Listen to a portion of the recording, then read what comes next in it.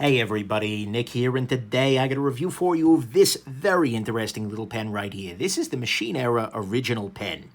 First off, full disclosure, I want to thank Machine Era for sending this guy along. This is, and they're, by the way, they're the same people as Makerset, just two different names for the same company, whatever. But anyways, they provided this guy to me, along with actually a selection of their other pens, and I told them I'd be talking about the good, the great, the bad, the ugly, might call it a gem, might call it junk. They said, sure, we'll send it along, and in fact, some of their pens have been gems, some of them have been junk. It's a little, I've lived up to it. But anyways, there you go. Next thing, let's do a little bit of a size comparison right here. Right here it is against the Pocket Jotter, one of my very favorite everyday carry pens. Not huge, but absolutely useful. Pilot G2, Bic Click Stick sort of pen. Here it is against another a couple of pocket carry sorts of friendly pens. Here it is against the Vision Metal LP5, which is a very, very small pocketable pen. And the Kaweco Lilliput, which is another relatively small little pen here. And so you can see here that size-wise, it's in pretty good position. Pardon me. Next thing, any other size comparison? Oh, yeah, of course, against the other Machine Eras. Here it is against the Machine Era Field with the bolt action kind of thing, and here it is against the Field Compact. So you can see here that although this is the biggest of them, it's not all that much less compact than the Field Compact. And then finally, just to give you a sense of the pen when it's open, I'll go ahead and put post the cap on there, and you can see here that then it becomes around the same size as the USG, your Urban Survival Gear Tie Scribe Bolt, the Pocket Jotter. Here it just becomes the same size as a normal pen, and there you go. Case freaking closed. So anyways, let's go ahead and talk about the good, the great, the bad, and the ugly of this really interesting little pen here. So on the good side, first off, this is a very nice little size. And I say that for a couple of reasons. It is both relatively compact. This is a pen that is just barely small enough that I feel like it is droppable into the pocket. There is kind of a class of pens where it's just like you throw it in the pocket, it rattles around with your keys, with whatever else you got in there, and it just doesn't bother you. And this is among them. Any bigger than this and it starts to get awkward, but this is a really nice size for that. Yet at the same time, it writes well even unposted with my relatively small hands. I have zero problems writing with this pen. See, I'll write with this pen. Writing with this pen. There we go. Zero problems writing with it unposted, but I can also post the cap if I want to get a little bit more. We'll talk about that in a bit here. But if I want to get a little bit more, that's kind of a nice detail there. Big fan of that. Next thing, the weight on this guy actually feels pretty good. It is a little bit heavier than most, being in the brass here finish. They also have them or have offered them in steel. Okay, come on. 1.57 ounces before it rolls off of there. This has a nice intermediate weight in that it feels very nice in the hand, but it's not too heavy for actual writing. And because you're just throwing it in your pocket, that extra little bit of bulk doesn't feel particularly bad. I think it'd be even nicer perhaps in titanium weight-wise, but as it stands, it's pretty damn good. Next thing, it is beautifully machined. You can see here they've got very nice machining gaps into here. They've got good threading, and actually specifically the threading here is very non-aggressive. It doesn't really attack your hand in a particular way, and so that makes it really a pleasure to write with. There are only a couple of small areas here, and by the way, the threading is also very nice. It feels very nice. It threads up well. They've done a great job machining this pen, so I'm liking that very much. Next thing, this is a very durable pen. I'm just going to throw at things over and over again, and then you're going to understand its durability. See? It's a piece of metal. It hasn't busted yet. Okay, sorry, that was cruel. It's okay, I love you, little guy. But yeah, so that's definitely a nice thing. And actually, there are relatively few moving parts because there are no moving parts. Depending on the cartridge you've got in there, all you actually need is 3 chunks of metal. There's not much that can go wrong with 3 chunks of metal. Right now I've got a Montblanc hack cartridge in there, but I can also put in a Pilot G2. And again, you don't need springs. You don't need any kind of BS. It's just a freaking pen. That's all you need. And that to me is just beautiful. So this durability and this simplicity makes this really compelling in a way that a lot of pens really aren't. So that's good. Then finally, on the good side, this is $38. And $38 for a Montblanc host or a G2 host that is beautifully machined and durable and excellent. Yeah, I'm in. Yes, please. So, to me, that's what's good here. Is it is $38. It's beautifully machined. It is very durable with few moving parts, no moving parts actually. It writes well unposted. It's got really nice threading on here. It's got a nice weight and a nice size. And overall, it's a pleasure to write with. To me, though, what's great about this pen is the cartridge. This is using, out of the box, a Pilot G2 cartridge. This is from the Pilot G2 pen, but you can buy the cartridges separately.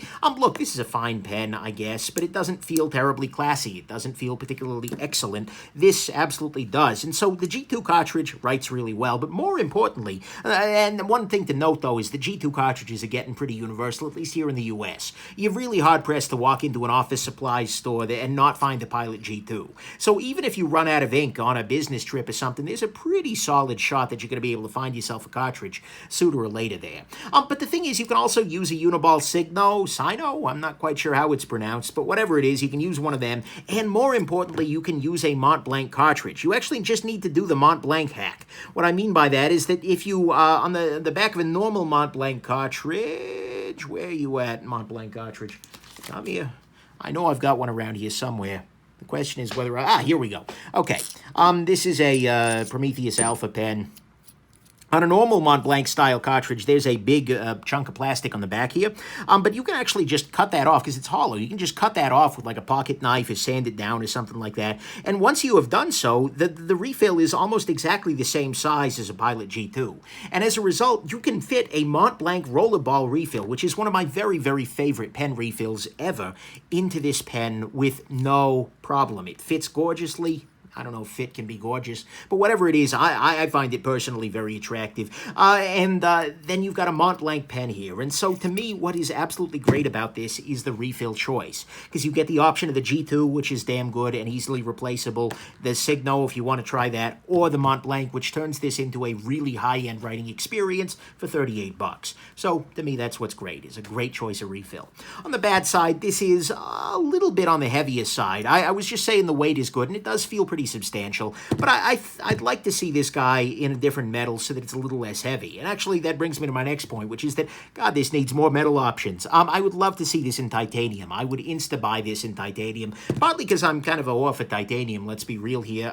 But see, titanium all over the freaking place. Anyways, and partly because I think that would be a nice middle ground for the weight there. TI seems to be a nice place between steel and brass, etc. Well, actually, no, it's lighter than steel and brass, but still, I think that would be a really nice approach. I'd also love to see this in copper. There were a lot of copper files in the everyday carry world, and I think this would appeal well there. Next thing, there are a couple of little sharp edges on this guy. The corners of these feel a little bit sharp, and then more specifically, the biggest edge that I have an issue with on this guy is the cap. And that brings me to my next point here, which is that this cap is actually not, you can see here that there's this lip when it's posted. This cap just, with this thing posted, doesn't look as classy as I think it really could. It's kind of weird that it flush fits when it's non-posted, but when it's posted, it's just kind of sitting up there. And then this edge here doesn't really have a strong chamfer. So I feel like it's less comfortable than it could otherwise be, and over time, it could definitely dig into your hand. Very often, I found myself using it unposted because it works well with my smaller hands, but just knocking something off the corner there would be a very, very nice detail there. Or, frankly, just changing the dimensionality a little bit so this matches a little bit. Either way, that's probably the design choice I like least on this. Speaking of the posting of the cap, you've seen a couple of times me fail to post this. And the simple fact of that is that on some pens, what's a good example of this?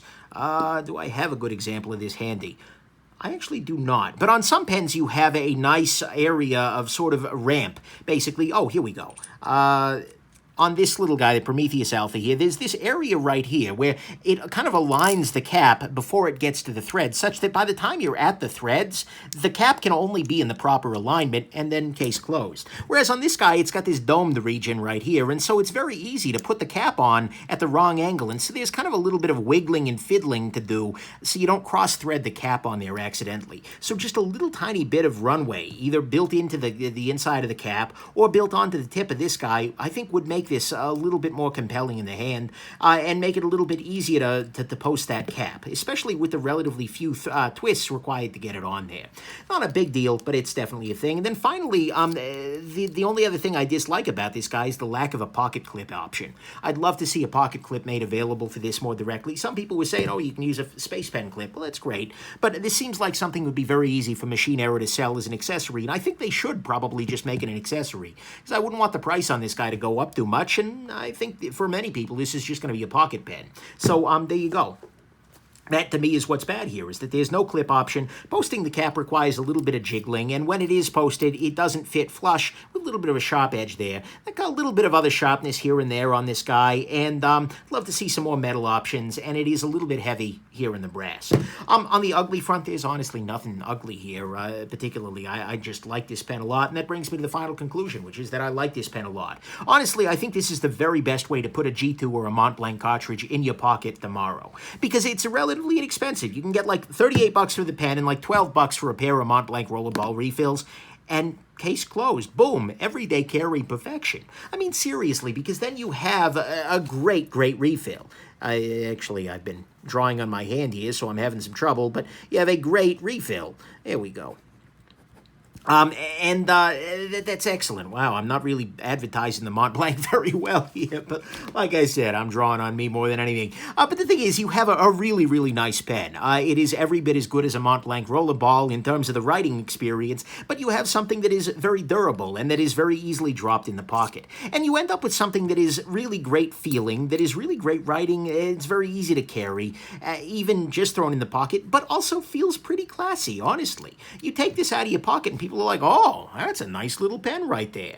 And much more so than, for instance, the Fisher Space Pen, where even it's a little bit, this feels like something a little bit more real. I mean, and it's pretty attractive in any context. I feel like this would work pretty well in a boardroom. I feel like this would also work pretty well on a job site. And it's a rare pen that fits both of those sorts of niches.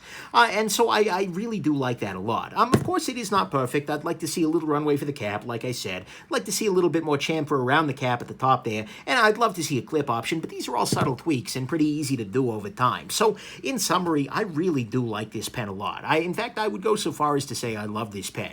The ability to put a Montblanc refill directly dropped into my pocket that fits my hand well, that is ergonomic, and is actually not that expensive is absolutely excellent. And having that ability to put a Montblanc in a very easy everyday carry sort of thing is actually pretty much kicking this guy out of my life. This is the Prometheus Alpha pen. This is a beautiful pen, absolutely 100%. It's gorgeously machined, and it's designed to take the Montblanc cartridges, but for a long time, I loved this pen because it took such a good cartridge. Having this kind of an option, having those cartridges in an easy-to-carry option just makes the 150 bucks on this a little harder to justify there. And so I think this is a great choice and absolutely a gem. And it very quickly has become a favorite in my rotation because it's someplace in between carrying this little guy. This is the Vision Metal LP5. This is my most compact everyday carry pen, and it's another one of those just drop it in the pocket sorts of approaches. And it actually, it works great. It's a spectacular piece, but it's using a refill that's just not a great writer. It's more carryable, though. And it's a little bit, although it's a little less carryable than the Kaweco Lilliput here, this is a fountain pen, and fountain pens have their own little issues. The Kaweco can be a little bit of a diva. Their nibs don't tend to be incredible either. So, this is, again, maybe a slightly better writer, but like I said, it's more of a diva. And so, honestly, this is just providing a really great, boring, everyday carry, and I mean boring in the very best of ways. A tool that just kind of works everyday carry option for days when I don't want my other favorite everyday carry pen, the Tie Scribe Bolt here, to be in my shirt pocket or something. But I want still a serious pen for serious writing. So if you're looking for a great pocket-friendly host for great refills at a pretty great price, I think the Machine Era Classic here is absolutely going to be the right choice. So there you go. I hope you found this interesting. This really is a great piece. I'm surprisingly happy with it, and the moment they have one in titanium, take my money, guys. So there you go. Hope this is interesting. Have yourselves an absolutely wonderful rest of your day. Bye now.